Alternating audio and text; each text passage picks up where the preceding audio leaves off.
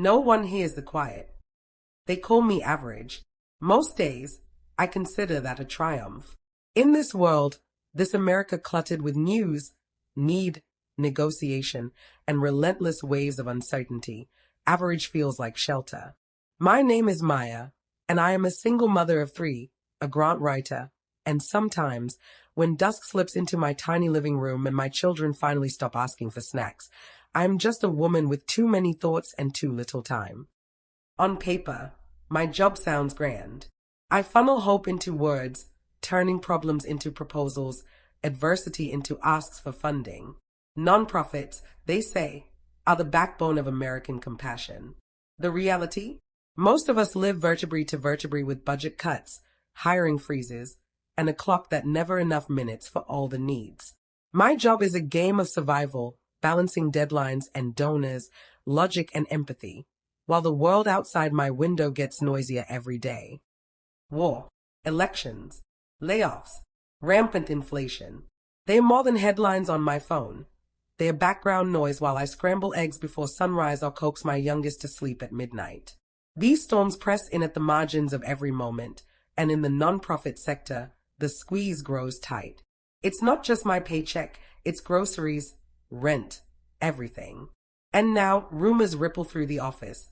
Cuts are coming, and even essential roles could vanish. 3 children. 3 little lives orbiting mine, each with a different orbit speed, each tugging me in a new direction. Zay is my oldest, and every teenage sigh comes with a silent plea for understanding. Brielle, my middle girl, is bright and reckless. Her laughter fills the cracks where my worry leaks through. And Eli, 4, is my anchor and my storm, all soft curls and relentless questions. Single parenthood is a ledger with no credits. Every day begins with negotiations. Who gets the last clean pair of socks? Which field trip fee is truly essential? Whose therapy appointment takes priority over groceries? Love pours out, but so does exhaustion. I exist on borrowed time, squeezed between urgent grant deadlines and urgent homework help. Nonprofits face crises of their own, shrinking donations, burned out teams, complicated politics. My desk is buried beneath requests for funding, programs for the elderly, meals for the homeless, workshops for families like mine, barely keeping afloat. I type, erase, revise, and pray that my words will open doors to dollars that let these programs survive. The messages from upper management get colder, budget adjustments, pausing hiring, re-evaluating mission impact. Each one is a cipher, but the meaning is clear. We may be next. I work harder, not because it's expected, but because I can't imagine telling my kids, Mommy's job just disappeared. Beneath the urgency, there is loneliness. Not bitter or dramatic, but a quiet hum beneath everything. As a single mother, romance is not just unlikely, it's unfathomable. My calendar reads like a tactical plan. Pick up soccer at 6, grant deadline at 8, meal planning and budget review at 9, collapse at midnight. I tell myself I don't have time or emotional bandwidth for anyone but my children. But sometimes, late at night, when the house is still, I hear the ache in the silence. The longing to be seen, to be known for more than competence or sacrifice. The fantasy of partnership is a luxury I don't indulge. America is tense. Each day's news pounds out new worries, political strife, rising costs, unrest abroad. They seep into the nonprofit world. Donors are cautious, foundations set new priorities, the public's focus shifts. My grant applications change with the tides, adapting to shifting obsessions, mental health, food security, social justice. Some days, cynicism crowds out hope, and I wonder if anyone really reads these words besides me. The world is both farther and nearer than ever. Social media brings distant disasters to my kitchen, while my immediate crises, Eli's fever, Brielle's argument with a friend, keep my phone in my hand, my thoughts fragmented, attention split. It happens unexpectedly. A new hire named Adrian. He's brought into the nonprofit to lead a pilot program, and he's everything I've long filed under impossible. Calm, witty, committed, and quietly curious.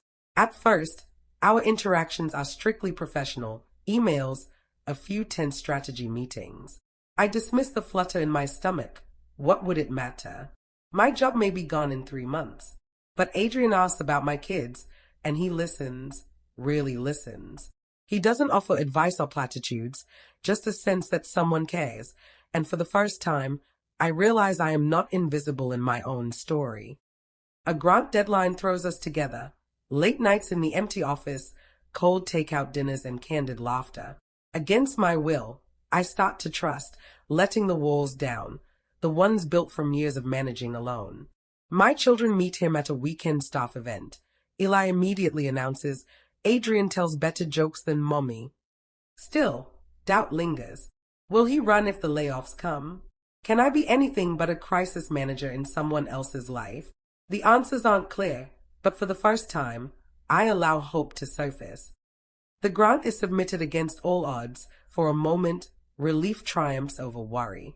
My kids sleep peacefully. Adrian's text glows on my screen. You're stronger than you know. For the first time in years, the future feels unwritten, not foreclosed. I gather the threads: job uncertainty, parenting chaos, world upheaval, and realize they don't have to choke out the possibility of tenderness. Average can mean survival, but it can also be extraordinary. My life is not easy, but in new ways, it is enough. In closing, so tonight, the city flickers outside my window, anxieties rumble on distant news feeds, and my children breathe quietly down the hall. For a single moment, timeless, unremarkable, and utterly profound, I exist exactly as I am, a single mom, a grant writer, an uncertain force for good, and someone, maybe, ready to risk hope again.